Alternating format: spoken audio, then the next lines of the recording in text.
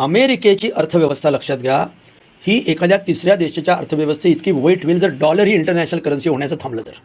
की या युद्धानंतर तुम्ही 1 ते 1.5 वर्षात घ्या, डॉलरची किंमत, आता सोन्याची किंमत एवढी वाढली आहे मधल्या काळात, त्याचा अर्थ काय, कशाकरता वाढली ती?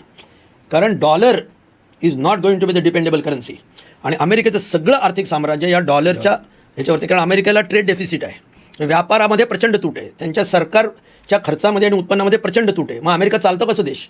डॉलर हा कचऱ्याच्या भावात का जात नाही? याचं कारण डॉलर ही इंटरनॅशनल करन्सी असल्यामुळे जे लोक अमेरिकेला निर्यात करतात चीनसहित, ते मिळणारे सगळे डॉलर्स पुन्हा अमेरिकेत गुंतवतात. त्याच्यामुळे तेच डॉलर सरकारकडे ट्रेजरी बॉन्ड्स म्हणून पुन्हा परत येतात. त्याच्यामुळे अमेरिकेचा सरकारी खर्चसुद्धा मोठ्या प्रमाणात वाढू शकतो, त्यांच्या डॉलरची किंमत कमी होत नाही.